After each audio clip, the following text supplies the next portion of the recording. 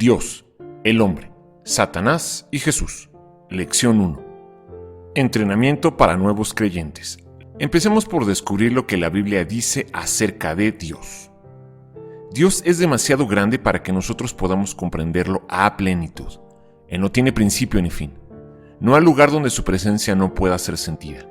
La Biblia pregunta en Job 11:7, ¿descubrirás tú los secretos de Dios? ¿Llegarás tú a la perfección del Todopoderoso? Dios vive en los cielos y reina sobre toda la tierra, como lo expresa el Salmo 47:8. Reinó Dios sobre las naciones, se sentó Dios sobre su santo trono. En esta lección examinaremos algunas verdades especiales acerca de Dios y los hechos acerca de la inmutabilidad de su carácter. A través de estos, usted podrá comprender más y mejor sobre la personalidad de Dios y entenderá cuánto Él se interesa por usted personalmente. ¿Quién es Dios? ¿Por qué es incorrecto creer en Dios como cada quien lo conciba? El asunto real para la mayoría no es ¿existe Dios? Pues eso es algo que ya la mayoría cree, cada vez hay menos ateos gracias a Dios. El asunto verdadero y más delicado es ¿qué clase de Dios es en el que creo? ¿Cómo es Dios en realidad? ¿Es esto importante? El problema es que todos tenemos muchas ideas bastante extrañas de cómo es Dios y creemos en Dios de maneras incorrectas. En una ocasión salió publicado en un periódico acerca de dos muchachos delincuentes de una escuela religiosa que se habían estado portando mal, por lo que los llevaron a la oficina del director. El director sabía que lo que ellos realmente necesitaban era Dios en sus vidas, así que trajo al primer muchacho a la oficina, lo hizo sentarse y le dijo: quiero hacerte una pregunta, hijo, ¿dónde está Dios? El muchacho se asustó, no supo cómo responder, simplemente se quedó allí pasmado, callado. El director volvió a preguntarle por 3 o 4 veces: ¿dónde está Dios, hijo? Quiero que pienses en esa pregunta. Y lo mandó de regreso. El segundo muchacho, que estaba por entrar, cuando se cruzó con él, le preguntó al que salía: ¿qué pasó? Y el otro muchacho le respondió: no lo sé, pero parece que se les ha perdido Dios y están tratando de echarnos la culpa a nosotros. La verdad es que tenemos algunas ideas extrañas con respecto a Dios y lo más lamentable es que muchos apoyan la idea de que debemos creer en Dios como cada uno lo conciba.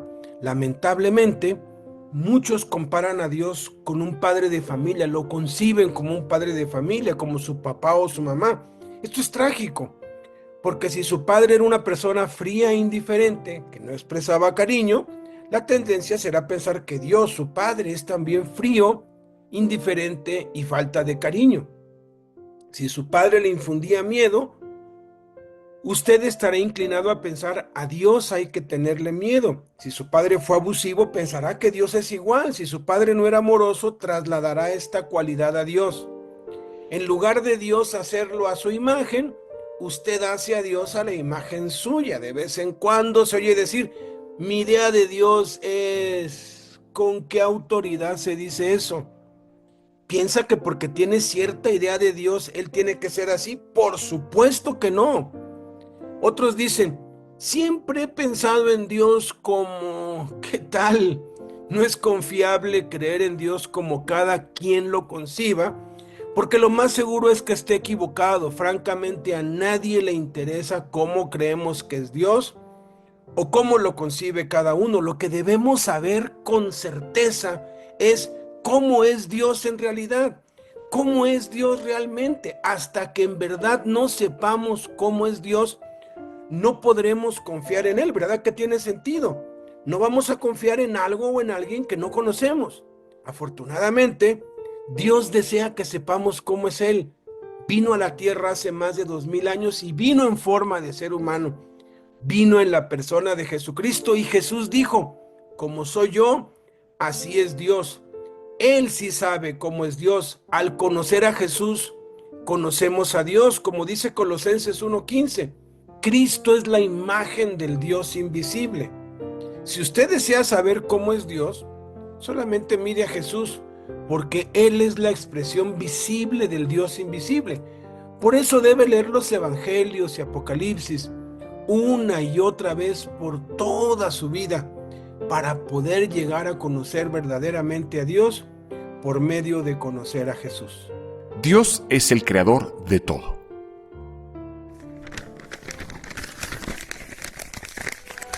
Tú creaste las delicadas partes internas de mi cuerpo y me entretejiste en el vientre de mi madre.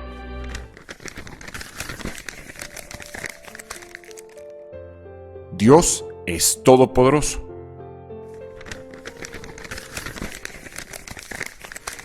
Ellos conocen la verdad acerca de Dios, porque Él se la ha hecho evidente.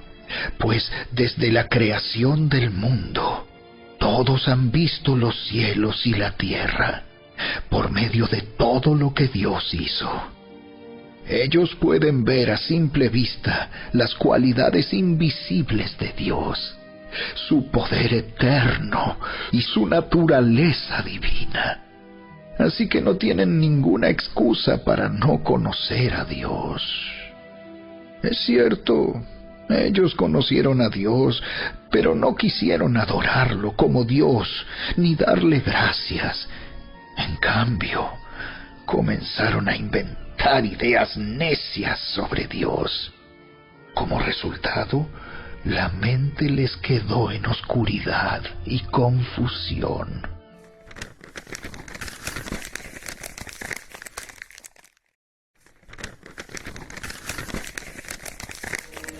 Tuyos, oh Señor, son la grandeza, el poder, la gloria, la victoria y la majestad. Todo lo que hay en los cielos y en la tierra es tuyo, oh Señor, y este es tu reino. Te adoramos como el que está por sobre todas las cosas.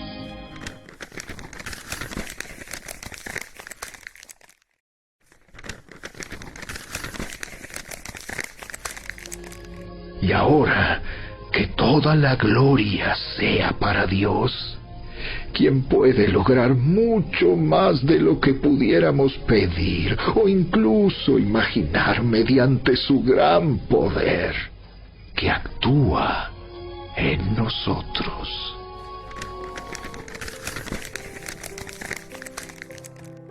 Dios es omnisciente.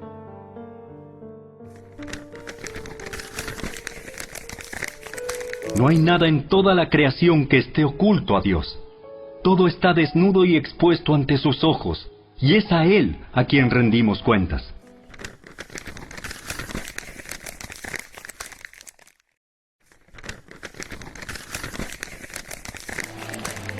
Aun si nos sentimos culpables, Dios es superior a nuestros sentimientos, y Él lo sabe todo.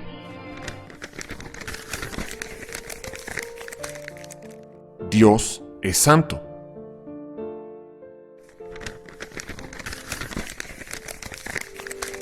Nadie es santo como el Señor. Aparte de ti, no hay nadie. No hay roca como nuestro Dios.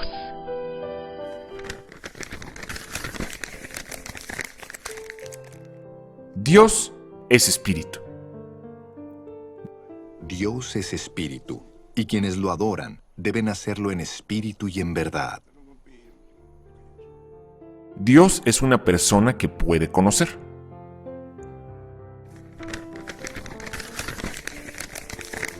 Acérquense a Dios, y Dios se acercará a ustedes.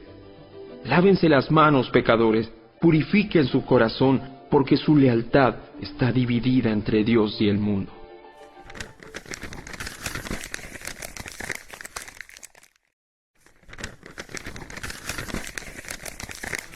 El Señor está cerca de todos los que lo invocan. Sí, de todos los que lo invocan de verdad.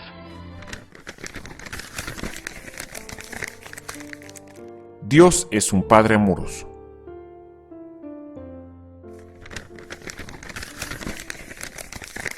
Miren con cuánto amor nos ama nuestro Padre, que nos llama sus hijos. Y eso es lo que somos. Pero la gente de este mundo no reconoce que somos hijos de Dios, porque no lo conocen a Él.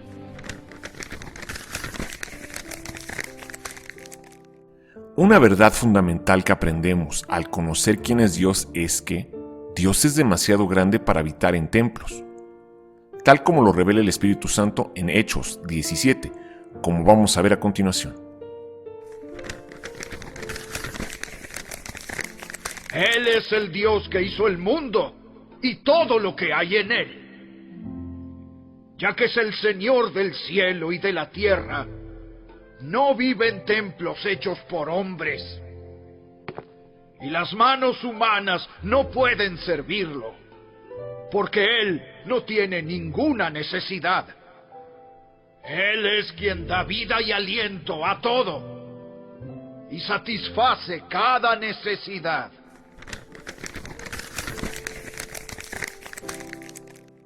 Analicemos ahora lo que dice la Biblia acerca del ser humano. Nosotros somos creados por Dios.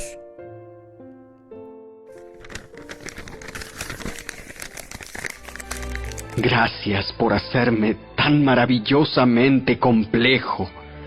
Tu fino trabajo es maravilloso, lo sé muy bien. Tú me observabas mientras iba cobrando forma en secreto, mientras se entretejían mis partes en la oscuridad de la matriz. Me viste antes de que naciera. Cada día de mi vida estaba registrado en tu libro. Cada momento fue diseñado antes de que un solo día pasara.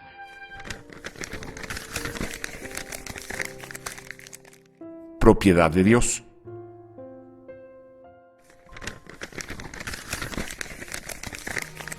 ¿No se dan cuenta de que su cuerpo es el templo del Espíritu Santo, quien vive en ustedes y les fue dado por Dios?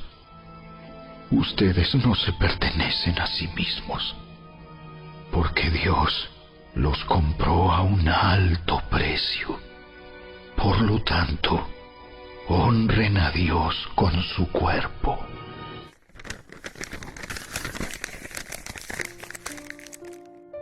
Llamados para adorar a Dios.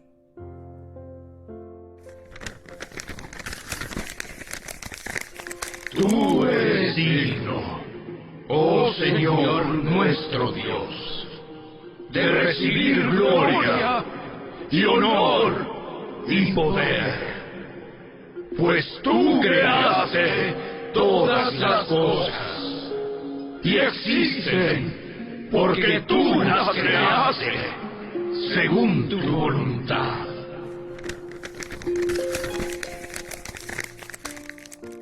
El saber la verdad acerca de Dios y de nosotros nos debe llevar a tomar una decisión.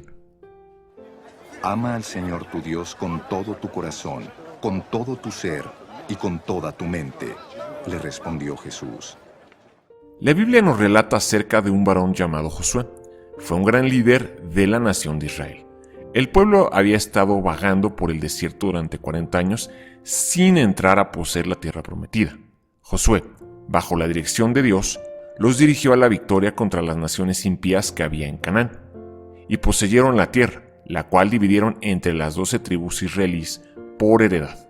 Después, Josué retó al pueblo para que tomara una decisión en Josué 24:15. Y si mal les parece servir a Jehová, escojan hoy a quién servirán, si a los dioses a quienes sirvieron vuestros padres cuando estuvieron al otro lado del río, o a los dioses de los amorreos en cuya tierra habitan, pero yo y mi casa serviremos a Jehová. Ese mismo reto es extendido a cada uno de nosotros. ¿Tomará usted la misma decisión que hizo Josué, que dijo, yo y mi casa serviremos a Jehová? Analicemos a continuación lo que dice la Biblia acerca de el hombre y Satanás. El hombre, la imagen de Dios creado para tener dominio. Dios tiene una razón muy real para la creación del hombre, varón y hembra.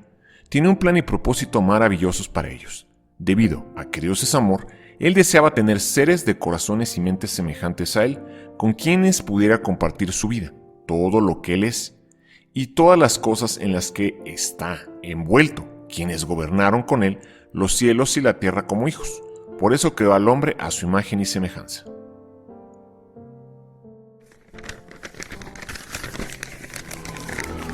Entonces Dios dijo: hagamos a los seres humanos a nuestra imagen, para que sean como nosotros.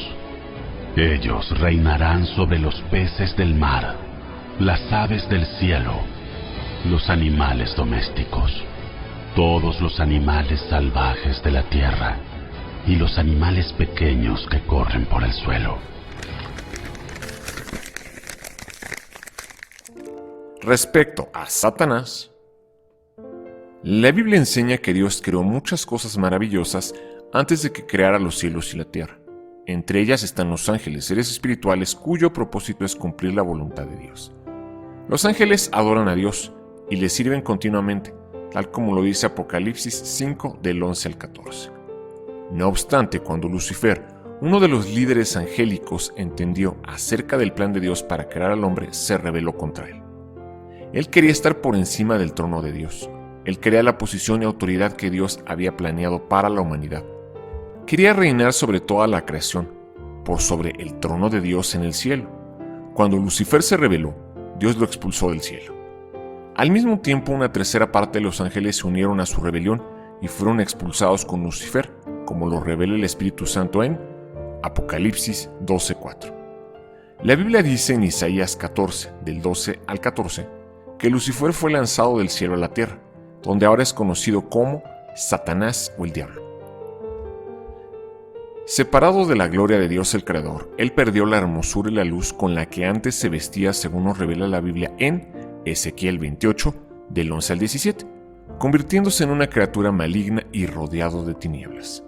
Los ángeles que cayeron con él también perdieron su gloria y se convirtieron en demonios o espíritus malignos en el mundo recién creado por Dios. No obstante, la ambición perversa de Satanás no cambió y comenzó a trazar un nuevo plan para usurpar, tomar ilegalmente el trono de Dios. Él salió a conquistar al hombre que Dios había creado. ¿Dios creó el mal? Lo primero que debemos entender para poder responder con certeza a esta pregunta de si Dios creó el mal es que el mal no es una cosa creada. El mal, simple y sencillamente, se define en la Sagrada Escritura como la ausencia o la privación del bien. El mal es tal y como la oscuridad, que tiene que ver más con ausencia que con sustancia. La oscuridad no es una cosa en sí mismo, sino la ausencia de la luz. Del mismo modo, el mal se concibe como la ausencia del bien, no como una entidad independiente. Albert Einstein hizo las siguientes 4 declaraciones con bases científicas y matemáticas acerca de la oscuridad que los llevaron a emitir una declaración respecto al mal, a la esencia del mal. La primera declaración acerca es que la oscuridad no existe en realidad. La oscuridad es en realidad la ausencia de luz. Podemos estudiar la luz, pero no la oscuridad. La segunda declaración que hizo Einstein fue que no se puede medir la oscuridad. Un simple rayo de luz puede penetrar en un mundo de oscuridad e iluminarlo. La tercera declaración: ¿cómo puedes saber qué tan oscuro es cierto espacio? Mides la cantidad de luz presente. Y la cuarta declaración: la oscuridad es un término usado por el hombre para descubrir lo que sucede cuando no hay luz presente. Por lo tanto, Einstein concluyó lo siguiente respecto al mal: así como la oscuridad es la ausencia de la luz, así el mal es la ausencia de Dios. Entonces, así como la oscuridad se define en relación con la luz, el mal debe entenderse y definirse en relación con el bien. Sin el concepto del bien no podríamos concebir el mal. Dios es luz y no hay ninguna oscuridad en él. Dios creó todo lo visible e invisible, creó todo lo que existe en los cielos y en la tierra, seres angelicales y humanos, y todo lo que Dios creó fue bueno. Sin embargo, debido a que Dios concedió voluntad a las criaturas que Él creó, entonces desde el mismo momento que nos creó existió la posibilidad latente de que alguna criatura se apartara, se alejara o se rebelara contra Dios. Por eso es que desde el mismo instante, desde el preciso momento en que Lucifer se apartó de Dios y se rebeló contra Dios, desde ese preciso instante el mal comenzó a manifestarse, pues el mal surge cuando las criaturas se apartan de Dios, cuando se alejan del bien. Entonces, ese mal debe ser aislado y confinado junto con todos los que lo han elegido voluntariamente, junto con todos los que han voluntariamente elegido alejarse, apartarse de Dios. Por esto es que Dios permitió que Lucifer, Satanás, propusiese a todos y cada uno de los ángeles, arcángeles, querubines, serafines y seres vivientes de manera individual, decidir entre permanecer unido a Dios, al bien, a la luz, o apartarse de Dios y seguir al diablo, lo que los llevaría eternamente del lado de la oscuridad, del mal, de un estado sin Dios, sin luz. Desafortunadamente, la tercera parte de los ángeles decidió seguir a Satanás y fueron condenados a las tinieblas por toda la eternidad, razón por la cual Dios creó el lago de fuego eterno, que conocemos como el infierno eterno, pero lo creó para el diablo y para sus ángeles. Pero era necesario también que los seres humanos, nosotros, los únicos creados a imagen y semejanza de Dios, ejerciéramos nuestra voluntad y decidiéramos entre el bien, Dios, la luz, y el mal, Satanás, la oscuridad. Dios es completa y totalmente bueno y no puede crear algo intrínsecamente malo. El mal surge, repito, cuando las criaturas se alejan de la bondad de Dios. Por eso, permitir la posibilidad del mal era necesario para que hubiera una elección genuina de amar y obedecer a Dios en lugar de ser robots o seres programados. En resumen, aunque Dios es soberano sobre todo, no creó el mal directamente, sino que lo permitió como consecuencia de la libre voluntad con la que nos creó, con el propósito final de un bien mayor según su plan eterno. Entonces Satanás tentó al hombre y nosotros decidimos desobedecer y apartarnos de Dios y fuimos condenados a ser confinados e aislados junto con el diablo y sus ángeles a las tinieblas por toda la eternidad. Pero ahí no terminó todo. Tanto amó Dios al mundo, tanto nos amó, de tal manera nos amó, que no nos abandonó, sino que Él mismo vino como un ser humano en la persona de Jesús para rescatarnos a nosotros, que éramos una raza caída y condenada al infierno por la eternidad, y a pagar en sí mismo la culpa y el castigo de nuestra desobediencia, a desintegrar el mal en nosotros, la ausencia de Dios, y darnos vida eterna, porque Él es el Cordero de Dios que quita, que elimina el pecado de nuestras vidas. Por eso es que hoy tenemos delante de nosotros la más importante decisión de la vida: arrepentirnos del mal, darle la espalda al pecado y volvernos a Dios por medio de Jesucristo. De esa manera iremos al cielo con Jesús después de morir, y al final de los tiempos, en el día del juicio final, Dios aislará y confinará el mal por toda la eternidad en el lago de fuego eterno, y los redimidos viviremos con Dios en nuestra ciudad celestial, en compañía de todos los ángeles por la eternidad, ya sin la más mínima posibilidad de que el mal pueda manifestarse de nuevo, porque todos habremos decidido por la eternidad estar con Dios en Cristo para siempre, tal como lo describe Apocalipsis 21, que el cielo es el lugar donde no habrá muerte, tristeza, dolor, impureza, maldición u oscuridad, lo cual implica la ausencia total del mal. La presencia de Dios y su justicia perfecta excluyen cualquier forma de maldad en el cielo.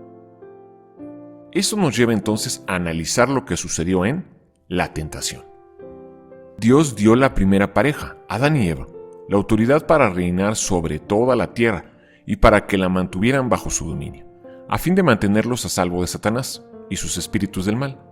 Dios plantó 2 árboles especiales en el jardín de Edén, donde Adán y Eva vivían. Dios los llamó el árbol de la vida y el árbol de la ciencia del bien y del mal. Génesis 2, 9 y 17. El árbol de la vida representaba la vida y autoridad de Dios mismo. Así que al comer de su fruto, Adán y Eva serían llenos cada vez más de la fortaleza, amor y gloria de Dios. El árbol de la ciencia del bien y del mal representaba la vida y autoridad de Satanás, y mientras Adán y Eva no comieran de su fruto, estarían a salvo de los espíritus del mal que poblaban en la tierra.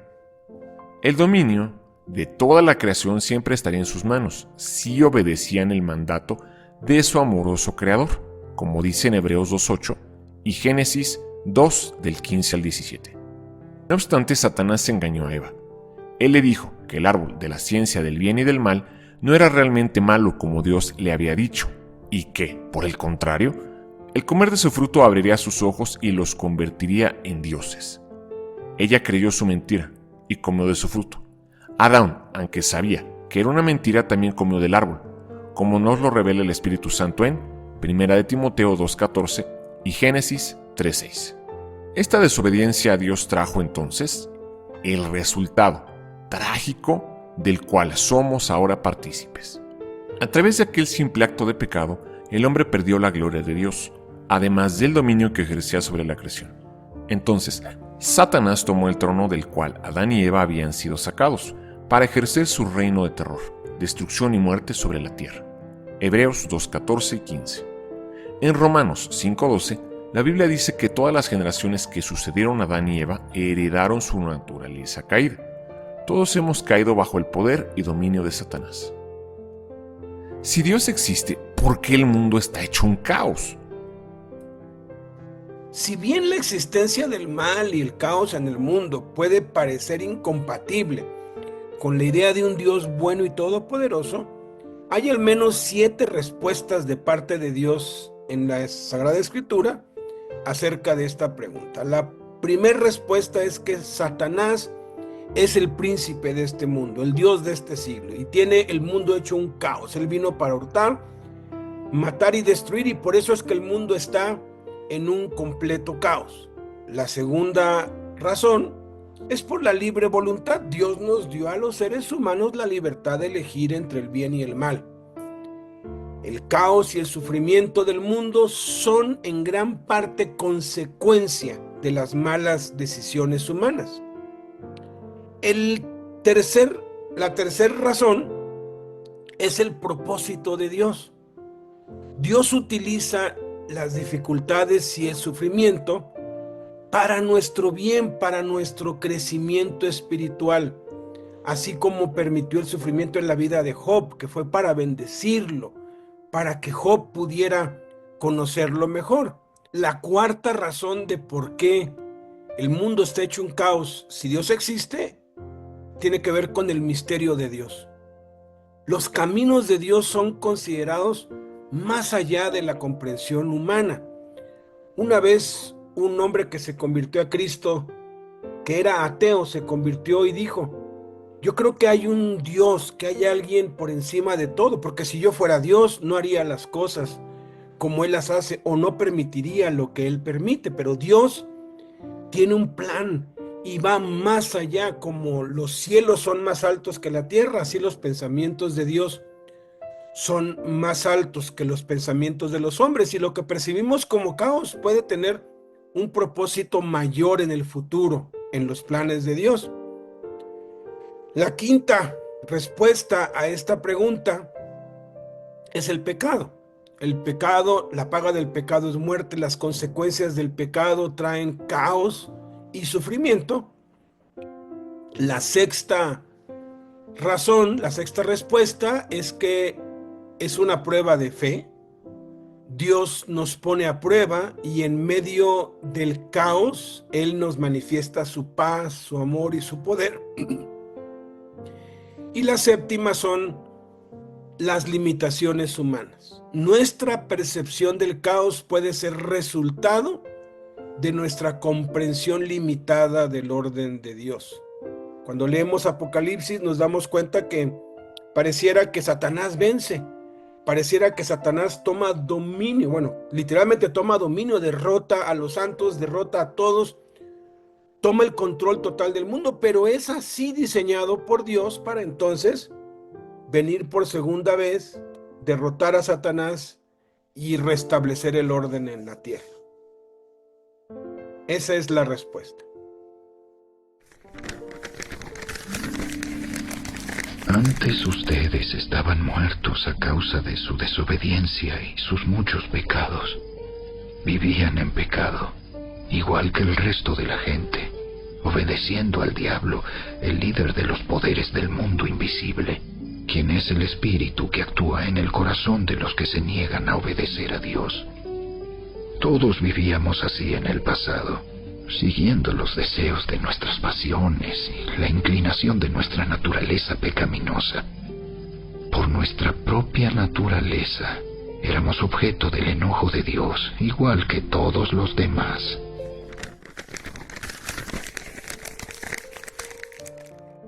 Esa es la razón por la cual el mundo está hecho un caos, y lo explica porque el corazón de las personas en todas partes hoy en día está lleno de idolatría.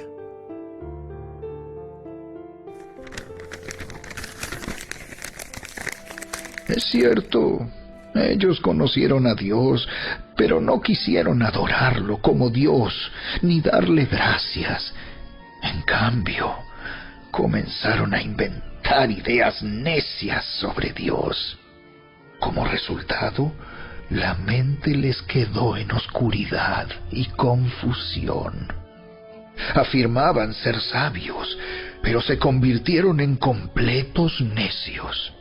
Y en lugar de adorar al Dios inmortal y glorioso, rindieron culto a ídolos que ellos mismos se hicieron con forma de simples mortales, de aves, de animales de 4 patas y de reptiles.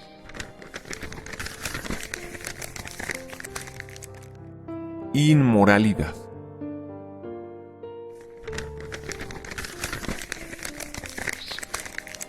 Entonces Dios los abandonó para que hicieran todas las cosas vergonzosas que deseaban en su corazón. Como resultado, usaron sus cuerpos para hacerse cosas viles y degradantes entre sí. Cambiaron la verdad acerca de Dios por una mentira, y así rindieron culto y sirvieron a las cosas que Dios creó, pero no al Creador mismo, quien es digno de eterna alabanza. Amén.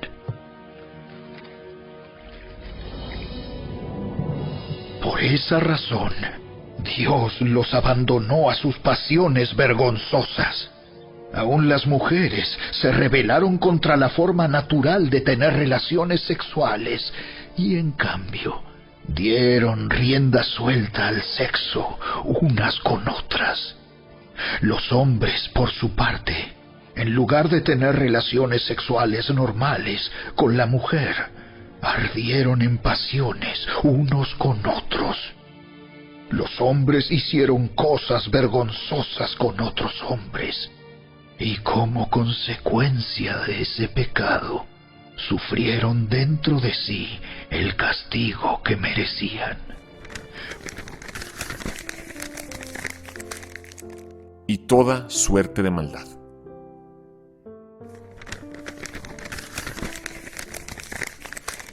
Por pensar que era una tontería reconocer a Dios, Él los abandonó a sus tontos razonamientos y dejó que hicieran cosas que jamás deberían hacerse.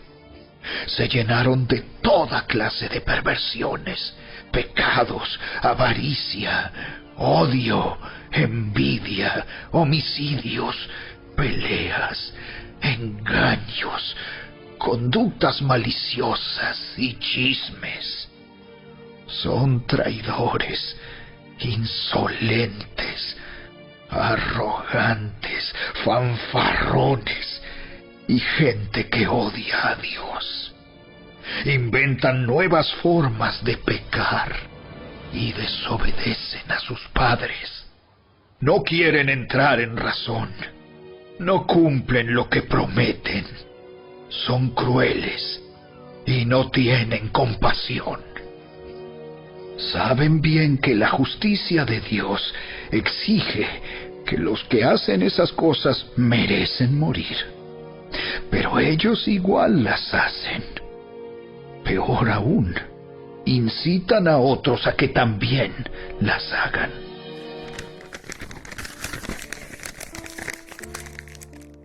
Dios ya sabía que todo eso iba a pasar. Por eso es necesario conocer el gran plan de Dios para la humanidad. Dios no abandonó al hombre por causa de su pecado, no. En lugar de ello, Él puso en acción otro gran plan, el plan para salvar al hombre del poder de Satanás y volver a colocarlo en su lugar original, de hijo, y poder compartir todo su trono con Él.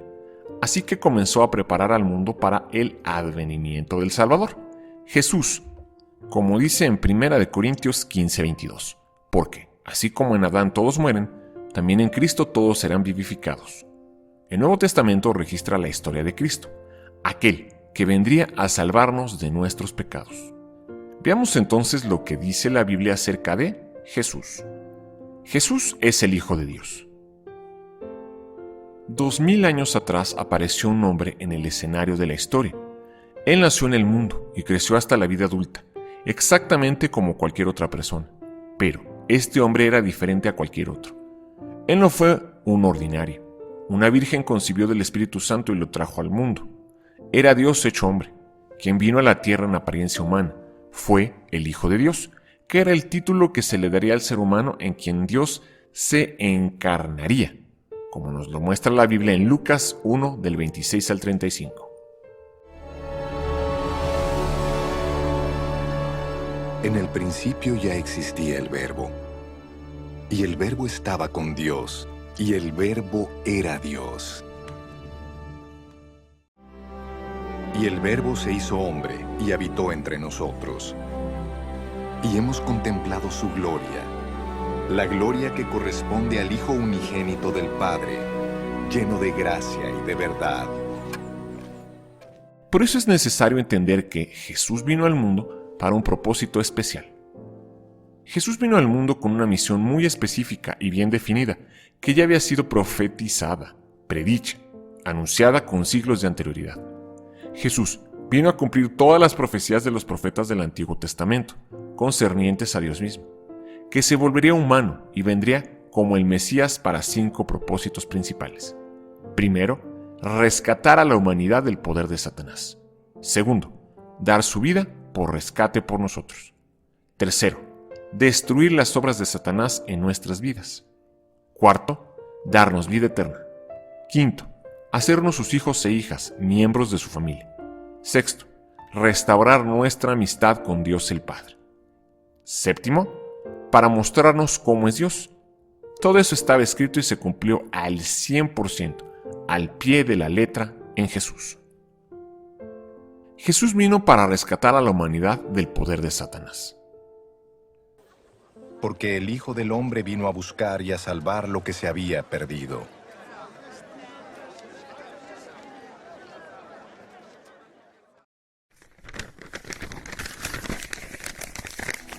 Pues Él nos rescató del reino de la oscuridad y nos trasladó al reino de su Hijo amado.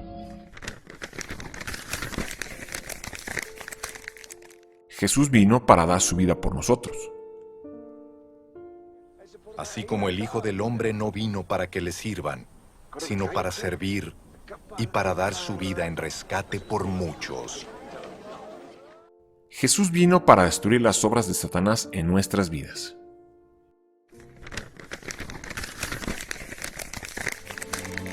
Sin embargo, cuando alguien sigue pecando, demuestra que pertenece al diablo, el cual peca desde el principio, pero el Hijo de Dios vino para destruir las obras del diablo. Jesús vino para darnos vida eterna.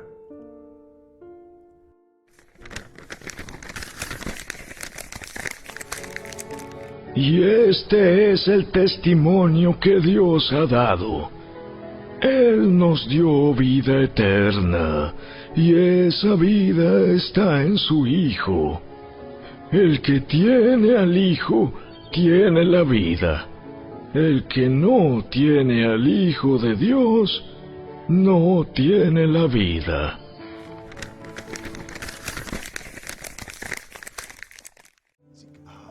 Porque tanto amó Dios al mundo que dio a su Hijo unigénito, para que todo el que cree en Él no se pierda, sino que tenga vida eterna. Dios no envió a su Hijo al mundo para condenar al mundo, sino para salvarlo por medio de Él. El ladrón no viene más que a robar, matar y destruir. Yo he venido para que tengan vida y la tengan en abundancia. Jesús vino para darnos un nuevo nacimiento dentro de la familia de Dios. Mas a cuantos lo recibieron, a los que creen en su nombre, les dio el derecho de ser hijos de Dios.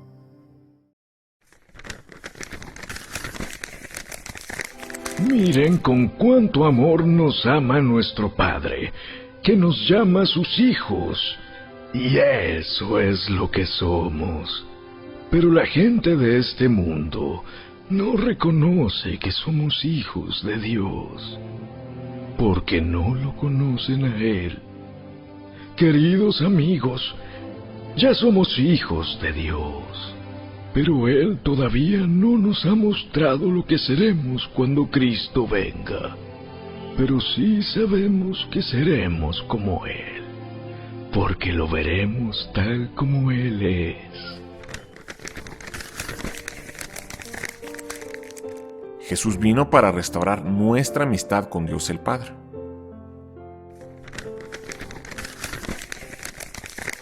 Miren con cuánto amor nos ama nuestro Padre, que nos llama sus hijos. Y eso es lo que somos. Pero la gente de este mundo no reconoce que somos hijos de Dios, porque no lo conocen a Él. Y el séptimo propósito de la venida de Jesús, que engloba a todos los demás, Jesús vino para mostrarnos cómo es Dios. Si ustedes realmente me conocieran, conocerían también a mi Padre. Y ya desde este momento lo conocen y lo han visto. Señor, dijo Felipe, muéstranos al Padre, y con eso nos basta. Pero Felipe, tanto tiempo llevo ya entre ustedes y todavía no me conoces. El que me ha visto a mí, ha visto al Padre. ¿Cómo puedes decirme, muéstranos al Padre? ¿Acaso no crees que yo estoy en el Padre? ¿Y que el Padre está en mí? Las palabras que yo les comunico, no las hablo como cosa mía, sino que es el Padre, que está en mí, el que realiza sus obras. Créanme cuando les digo que yo estoy en el Padre y que el Padre está en mí. O al menos créanme por las obras mismas. A Dios nadie lo ha visto nunca. El Hijo unigénito, que es Dios y que vive en unión íntima con el Padre, nos lo ha dado a conocer. Nos mostró el amor de Dios.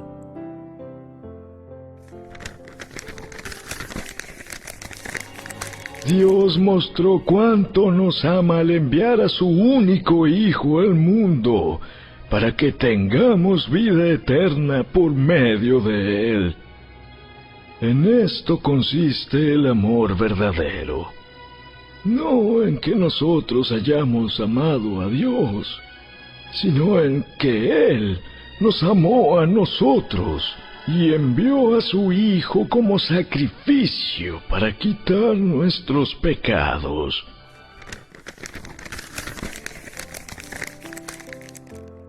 Él nos mostró el poder de Dios. Él sanó a los enfermos, los cojos y los ciegos. Su fama se extendió por toda Siria, y le llevaban todos los que padecían de diversas enfermedades, los que sufrían de dolores graves, los endemoniados, los epilépticos y los paralíticos, y él los sanaba. Lanzaba fuera demonios. Jesús sanó a muchos que padecían de diversas enfermedades. También expulsó a muchos demonios, pero no los dejaba hablar, porque sabían quién era Él. Cristo ejecutó milagros. Pero se levantó una gran tempestad con vientos, y de tal manera las olas azotaban la barca, que ésta estaba por inundarse.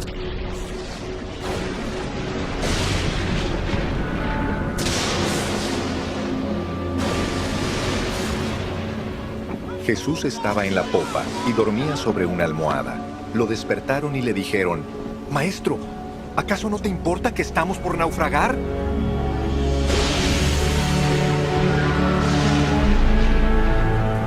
Jesús se levantó y reprendió al viento, y dijo a las aguas: «¡Silencio!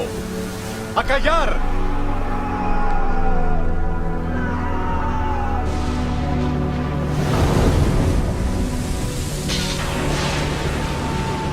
Y el viento se calmó, y todo quedó en completa calma. A sus discípulos les dijo: «¿Por qué tienen tanto miedo? ¿Cómo es que no tienen fe?». Ellos estaban muy asustados y se decían unos a otros: «¿Quién es este que hasta el viento y las aguas lo obedecen?». Él resucitaba a los muertos. Dicho esto, gritó con todas sus fuerzas: «Lázaro, sal fuera».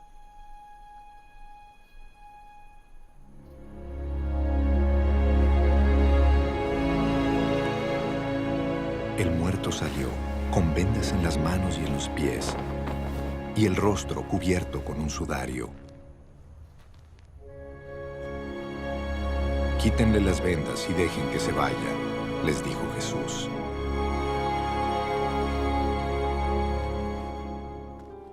Y algo que resaltó y fue muy notorio es que Jesús compartió nuestros sufrimientos en su vida. Durante su vida en la tierra, Jesús experimentó todos los sufrimientos de la vida que padecemos, y es por tal razón que Él comprende cómo nos sentimos.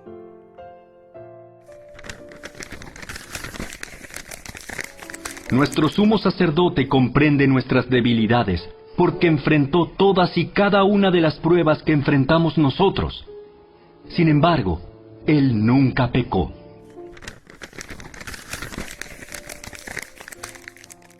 Debido a eso es que Jesús murió en la cruz por nosotros. Los impíos tomaron a Jesús y lo ejecutaron al clavarle en la cruz de madera como un criminal común. Él podía salvarse a sí mismo, pero no lo hizo, ya que era a través de su muerte que Dios iba a salvar al mundo. Jesús murió por nosotros. Sin embargo, las buenas noticias son que Jesús fue levantado de los muertos por nosotros. Después de 3 días de enterrado en una tumba, Dios levantó a su Hijo de los muertos. También hizo esto por nosotros. Y ahora en Cristo tenemos esperanza después de esta vida. ¿Por qué? Jesús abrió la puerta de los cielos para nosotros. Cuando su obra sobre la tierra fue concluida, Jesús regresó al cielo para sentarse a la diestra del Padre. También hizo esto por amor a nosotros, ya que nos abrió el camino hacia la presencia de Dios, donde podemos ir a morar por siempre, por toda la eternidad.